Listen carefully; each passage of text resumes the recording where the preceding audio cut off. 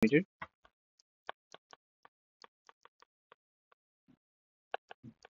Actually, what is the potentiometer? Potentiometer के होता राजा? Potentiometer एउटा device हो जसले चाहिँ भोल्ट नामले काम गर्छ है भोल्ट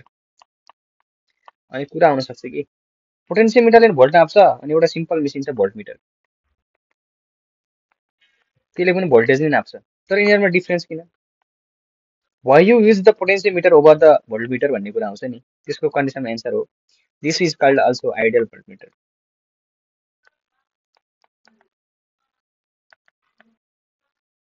र आइडियल भन्ने बित्तिकै के कुरा आउँछ भन्दा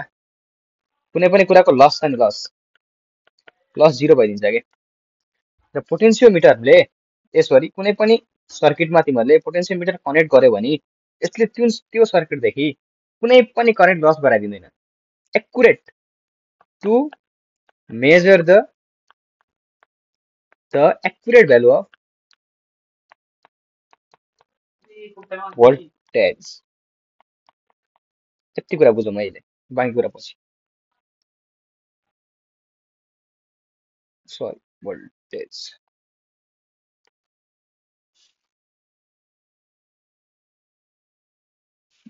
अब हामी चाहिँ हेर जेनरल एउटा कन्स्ट्रक्सन छ नि पोटेन्सियोमिटरको दिमागमै छाप्नु पर्छ है के भन्दा एउटा एउटा माथिबाट सेल हुन्छ सेलको आफ्नै के रेजिस्टेन्स छ अथवा तिमीले यहाँ रेजिस्टर जोड्न पनि सक्छौ त्यो कन्डिसन अनुसार हुन्छ 1 मिनेट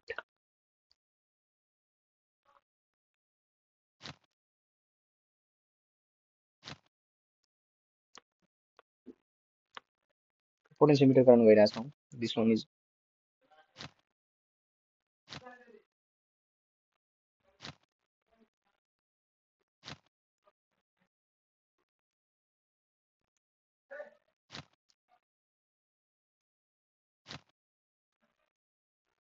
यो के भयो भन्दा पोटेन्सियोमिटर भयो सरी पोटेन्सियोमिटर आज भयो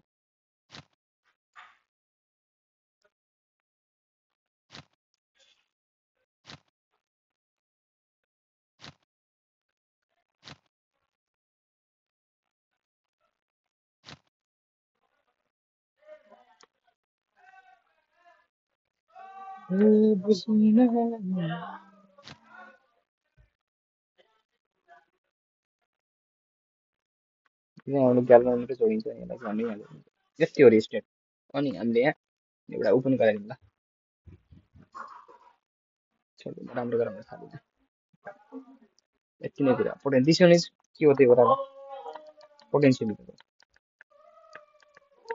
एक्चुअली पोटेन्सियोमिटरले ब्याट्रीको भोल्टेज कसरी नाप्छ भन्ने कुरा हामी हेर्दैछौँ फिगरदेखि हेर त्यो तिमीलाई नोन हो के हो त्यो नोन भोल्टेज अथवा नोन ब्याट्रीको भोल्टेज हामीलाई यहाँ नोन छ this is also called driving cell मानव यो ड्राइभिङ सेल्सको भ्यालु एक्स छ मानिलियो एउटा कुनै केही छ यसको मतलब के हो त भन्दा यसको पोजिटिभ टर्मिनल छ नि नेगेटिभ टर्मिनल यतातिर 0 भोल्ट छ भने यतातिर कति छ एक्स भोल्ट छ यो तार ओभर द यो तार भरि कति भोल्टेज सेपरेट भएको छ डिस्ट्रिब्युट भएको छ भन्दा एक्स भोल्टेज डिस्ट्रिब्युट भएको छ अनि हेर मानिलियो यसको के छ वाइ छ भोल्टेज अब हामीले के गर्छौं भन्दा यसको भ्यालु थाहा पाउनु यो अननोन छ है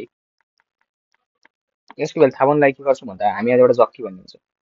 यसले चाहिँ मजाले हामी यसरी यहाँदेखि अथवा यहाँ कुनै पनि पोइन्टदेखि यसरी मजाले यहाँसम्म लान्छौँ मानिलियो कि यहाँ ल्याउँदा तिम्रो ग्याल्भानोमिटरको छ नि रिडिङ हेरिरहेको ग्याल्भानोमिटरको यस्तो आइदियो यहाँ भ्यालु 0 मा छ यसरी पोइन्ट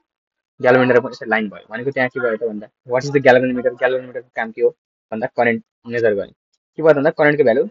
करेन्टको भ्यालु के रहेछ भन्दा 0 रहेछ फ्लोइङ करेन्टको भ्यालु कति रहेछ त भन्दा 0 रहेछ यसको मतलब the potential difference between the there या यति भित्रको पोटेन्सियोमिटर र जुन ब्याट्रीले दिइरहेछ नि त त्यसको पोटेन्सियोमिटर सेम रहेछ भन्नु खोजे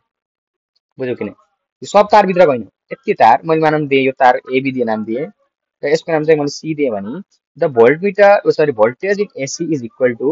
भोल्टेज अफ मैले यसलाई के दिए भोल्टेज अफ ड्यानियल सेललाई दिने voltage of Daniel cell so current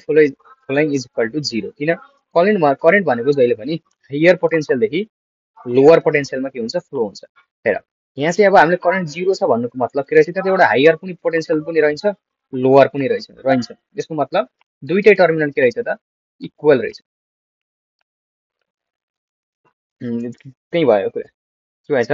र दुईटै टर्मिनल इक्वल भएर के भयो त करेन्ट फ्लो 0 भयो मल्टिप्लेक्सनमा काम गर्छ भन्नु खोजेँ सिम्पली। तिमीलाई यति कन्सेप्ट दिएको यसको बारेमा त्यही हो। अब हेर धेरै कुरा छ तिमीहरूले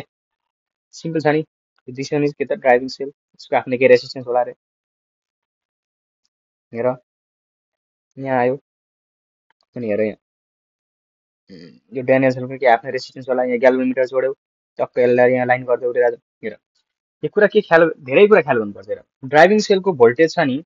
यसको भोल्टेज ड्राइभिङ सेलको भोल्टेज चाहिँ always must be greater than यसको भोल्टेज के थियो ड्यानियल सेलको भोल्टेज भन्दा के हुनुपर्छ मस्ट के हुनुपर्छ धेरै हुनु पर्यो किन हुनु पर्यो म भन्छु दिस इज पोलारिटी छ नि राजा polarity polarity must be same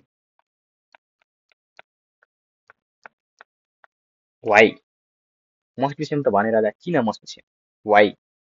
किन भन्दाखेरि म सिम्पली ड्र गरेँ यता एउटा दुईटा फिगर यो हेर तिम्रो मैले मानिलियो ड्राइभिङ सेल हो यो चाहिँ तिम्रो ड्यानियल सेल हो बिचमा कता छ पोटेन्सियोमिटर वायर छ मानिलियो भाइ बिचमा के छ पोटेन्सियोमिटर वायर छ कनेक्ट न मैले बुझाउनलाई मात्रै भने हेर मैले कनेक्टिङ गरिहालेँ त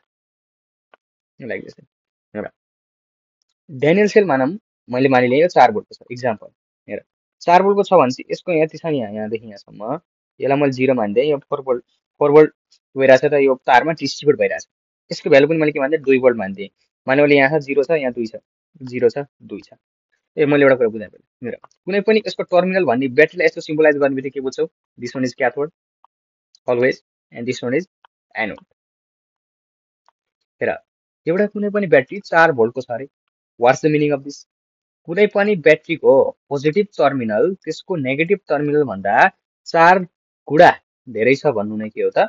कुनै पनि ब्याट्री 4 भोल्टको छ भन्नु मतलब यसको चाहिँ नेगेटिभ टर्मिनल 0 छ भने यसको पोजिटिभ टर्मिनल चाहिँ के छ 4 छ यो कुरा आयो यहाँ अनि बुझ्यौ यो मानौँ यो भने 0 छ यो 4 छ भने चाहिँ यहाँ 0 लाइन भयो यो 0 अब हेर हाम्रो त यहाँ અહીં ग्याल्भनमिटर जोडा याद छ अब ग्याल्भनमिटर चाहिँ हामीले यहाँदेखि सुरु गरौँ हिँड्न म ग्याल्भनमिटरले हिँडी ठ्याक्क यहाँ जाँदा ग्याल्भनमिटर रोकियो रे सरी ग्याल्भनमिटर रोकियो रे रिडिङ चाहिँ के गरिदियो अरे त्यहाँ जाँदा 0 मा ग्याल्भनमिटर लाइन भयो अरे यसको मतलब the voltage between the A and C and the voltage supplied by the Daniel cell के भयो राजा इक्वल छ voltage is equal to AC is equal to voltage is equal to Daniel cell okay हेर किन धेरै हुनु पर्छ sorry यो चाहिँ अलवेज किन धेरै हुनु पर्छ भन्ने कुरा आथ्यो नि किन हुनु पर्छ रहेछ हेर हेर 0 देखि 4 सम्म कुनै पनि भोल्टेज सरी यो तारमा के छ भोल्टेज लाइन छ नि अब हामीले के थाहा हुनु ब्यालेन्स पोइन्ट थाहा पाउनको लागि त्यो भोल्टेज सरी त्यो ब्याट्रीको भोल्टेज 0 देखि 4 मध्ये एउटामा पर्नु पर्यो तब न मात्रै हामी यहाँ ब्यालेन्स पोइन्ट थाहा पाउन सक्छौं हेर मानौँ यहाँ 1 छ यहाँ 2 छ यहाँ 3 छ सरी यहाँ मैले 2.5 छ यहाँ 3 छ रे छ नि अब हामीले हेर त्यो मानौँ मैले 1 भोल्टको नै मैले मानिले 2 भोल्टको के गरे ड्यानियल सेलले अप्लाई गर्दै हामीलाई यो अननोनै छ मैले मानिरहेको छु मात्रै हेर यहाँदेखि मजाले हिँड्दै हिँड्दै यहाँदेखि के भयो त ट्याक्क जाँदा के भयो त ग्याल्भनोमिटरको यो छ नि पोइन्ट चाहिँ यसरी अलाइन भयो यतातिर त्यही भन्न खोजे मोस्ट धेरै किन हुनुपर्छ भन्दा हामीलाई to finding the balance length थाहा पाउनको लागि अब अर्को हेर पोलारिटी किन सेम हुनु पर्ने रे why the polarity must be same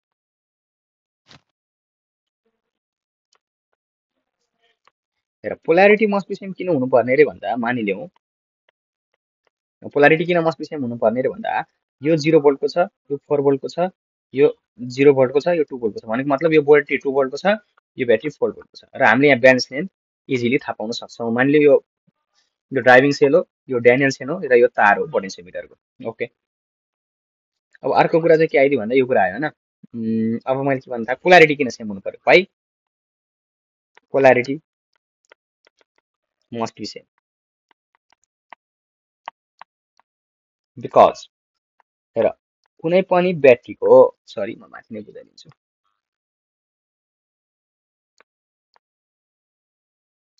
हेर कुनै पनि ब्याट्रीको हेर यहाँ जे 0 छ यो 4 छ यो 0 छ 2 छ हैन तब त हामीले यहाँ मतलब फाइन्ड गर्न सकिरहेका छौं यदि मानिलियौँ कि यसमा के भयो त भन्दा यो नेगेटिभ यसरी जोड पोलारिटी सेम भएन अब यसको मतलब के भन्दा यो 2 भोल्टको छ भन्नु मतलब यो अब 0 भोल्टको छ यो -2 भोल्टको छ भयो नि त हेर 2 टाइम्स